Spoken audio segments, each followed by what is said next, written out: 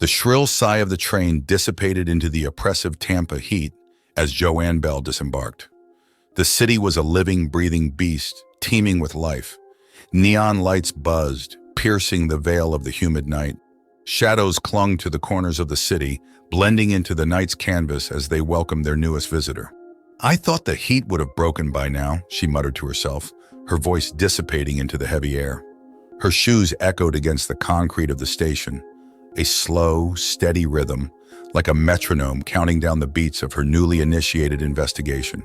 Over the following days, she entrenched herself into the city's fabric. She frequented cafes and bars, introducing herself as a private investigator and subtly probing for information about the missing persons. Each name was a stark reminder of her task's enormity, each face a testament to the pervading fear that loomed over the city. One night, while she shared drinks with a local fisherman named Luis, the conversation took a more somber turn. "It's not just people that are disappearing, Miss Bell. It's hope. It's our faith in the safety of our homes.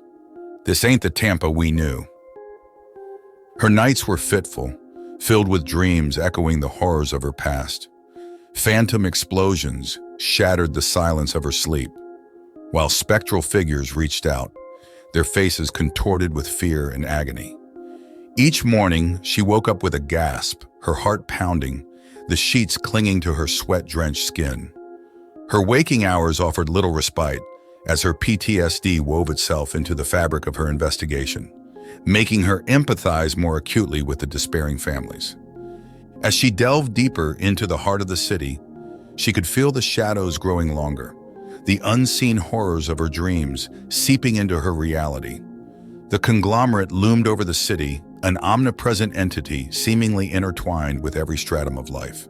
She knew that to unravel the mystery, she had to venture deeper into the company's heart to see what lay behind its unblinking facade. As the first chapter of her investigation closed, she knew the real storm was yet to break. The conglomerate was an intimidating structure, an edifice of glass and steel that seemed to stretch its fingers into the heavens. Within its hallowed halls, the denizens of the corporation pursued their ceaseless activity. Joanne studied the edifice from afar, her gaze unblinking, a silent challenge to the silent behemoth.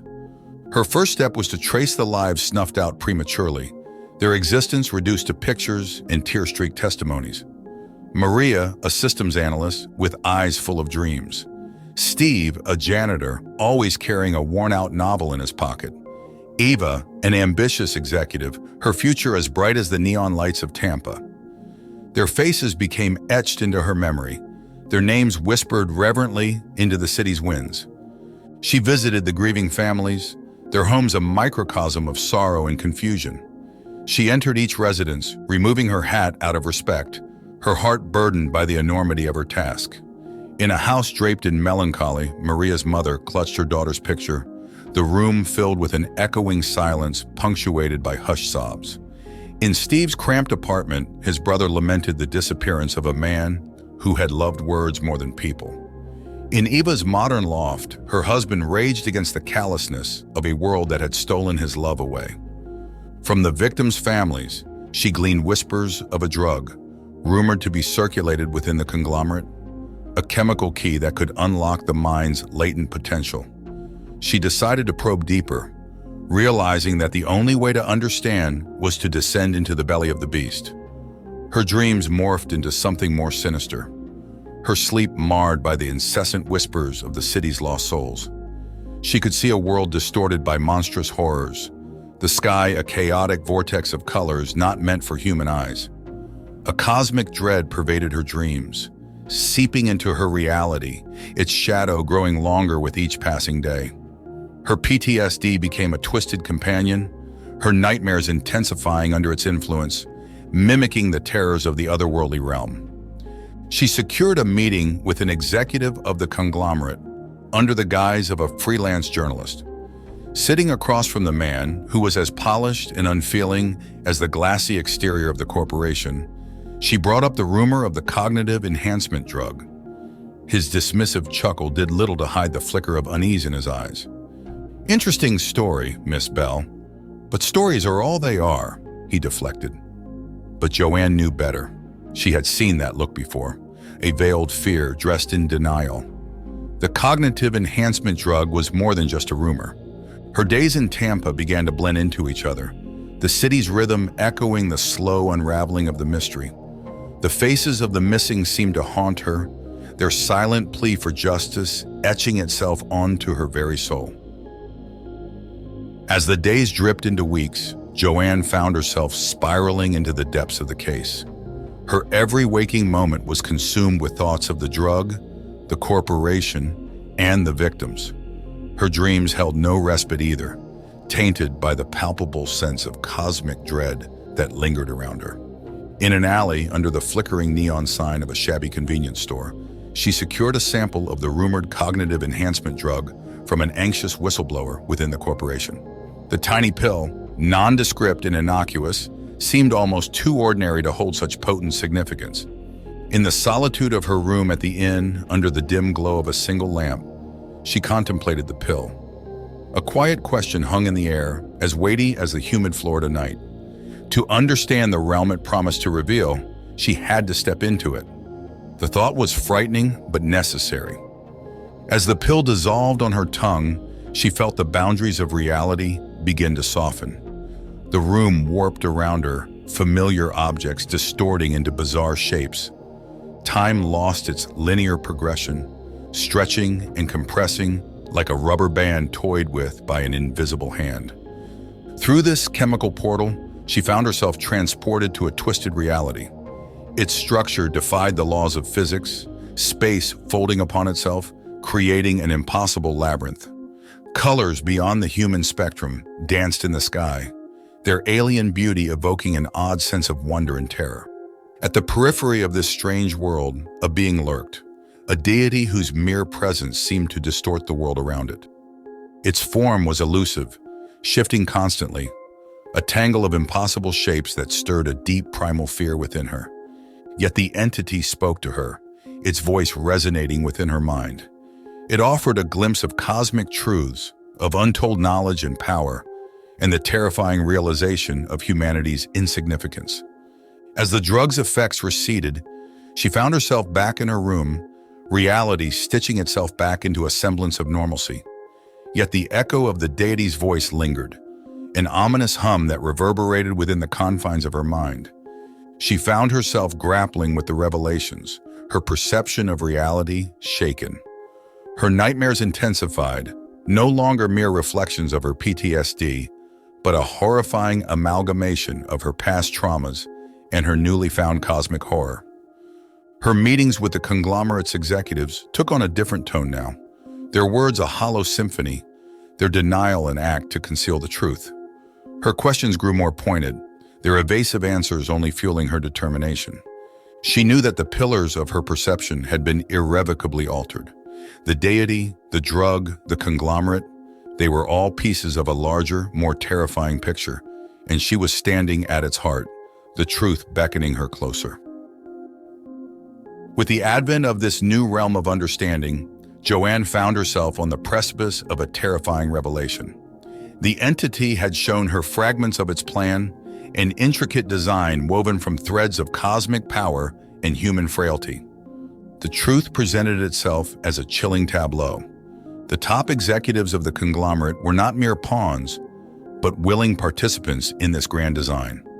Drawn in by the lure of untapped knowledge and godlike power, they had chosen to serve the deity, turning the conglomerate into a front for their dark operations.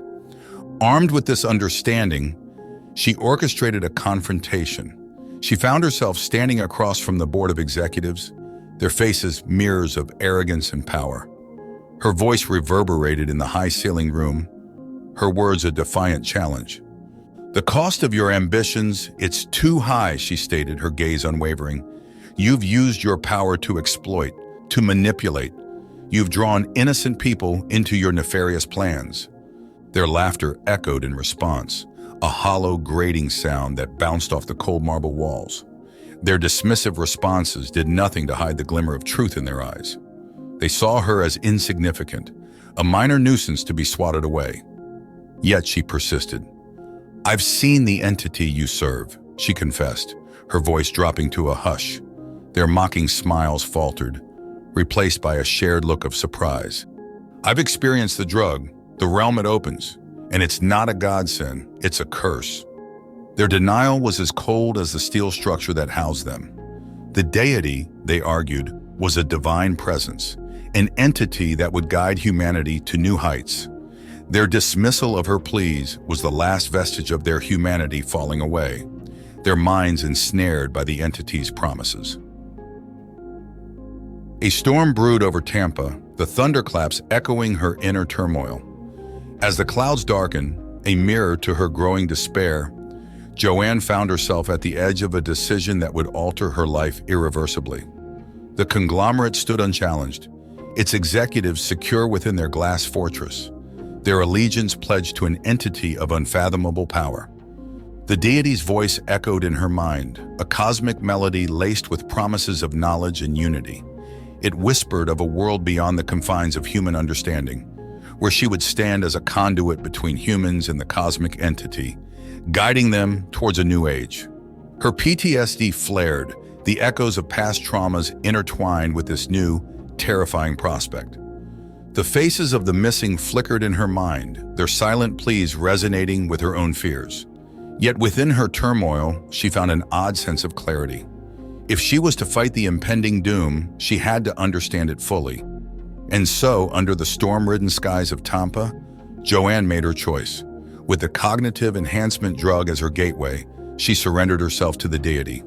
Her reality fractured, replaced by the alien landscape of the cosmic entity's realm. The deity welcomed her, its form shifting, a maelstrom of impossible shapes that resonated with an uncanny sense of familiarity. "I am the future, Joanne Bell," the deity spoke, its voice reverberating within the very fabric of the realm. "You shall be the harbinger of the new age, the nexus between your kind and the cosmic truth." The world spun, her reality morphing into the deity's realm. The cityscape of Tampa, a distant echo. The conglomerate, its executives, and the lost souls all merged into this new perspective, a horrifying yet fascinating tableau of the coming era. When she awoke, the storm had passed, leaving the city washed clean. She was changed, her perception forever altered. She could sense the entity's presence within her, its cosmic wisdom trickling into her mind. She was no longer just a private investigator. She had become a cosmic envoy, a herald of the new age. And with this realization, she felt an odd sense of calm descend upon her. Despite the darkness that loomed, there was hope, a promise of unity and understanding, a beacon in the cosmic night, and she was its keeper. We appreciate you tuning in. If you fancied the content, show your support with a like and subscribe. Hit the bell to keep up with our eerie adventures. Eldritch Tales Factory has plenty more to offer. Until next time.